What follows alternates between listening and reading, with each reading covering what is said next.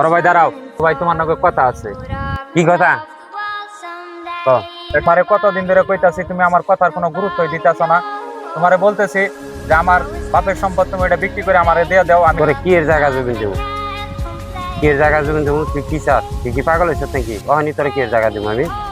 তো যে তাল বাহানা শুরু করছো, তুমি তো আমার জায়গা বুঝাই দিবা না। হ্যাঁ, জায়গা তো তুমি ভুগ দহল করে খাওয়ার মতলব করতেছ। তোর জায়গা আমি নিবো? দেখিবা কথা কস তুই? হ্যাঁ, তোমার ভাব সাব তো আমার মোটেও ভালো লাগতেছে না। তুমি যদি বড় ভাই না হইতে।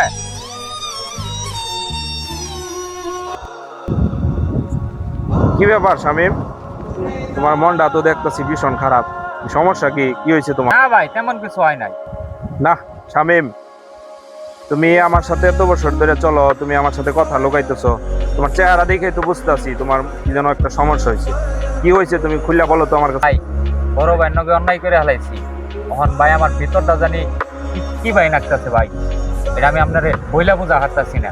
শামিম, তুমি এটা কি শোনাইলা শামিম? এটা তুমি তোমার ভাইয়ের সাথে এরকম একটা মারাত্মক লেভেলের অন্যায় করে লাইছো। এই যে তুমি তোমার ভুলটা বুঝতে পারতেছো, এটা তুমি বড় একটা মনুষ্যত্বের পরিচয় দিলা। আমি মনে করি এখন তোমার উচিত তোমার বড় ভাইয়ের কাছে যায় ক্ষমা চাওয়া। ক্ষমা চাইলে অবশ্যই তোমার এসে ক্ষমা করে দেবো। ভাই, ভাই তোমার সাথে আমি ভুল করে হালাইছি। এই ধরনের ব্যবহার করা আমার কখনোই ঠিক হয় নাই ভাই। উঠ উঠ স্বামী উঠ। তুই আমার ছোট ভাই। বাবা মারা যাওয়ার সময় তোর ছোট থেকে গেছাল। তোরে লালন পালন করে ডাঙ্গ করছি। আমি আমার কোনো রাগ নাই, বুঝছস? তোর প্রতি কোনো রাগ নাই, কিছু নেই। তোর বলতে তুই বুঝা হারছ, এটাই আমার। চল তুই ভাই জায়গায় একসাথে ভাত খাইয়া।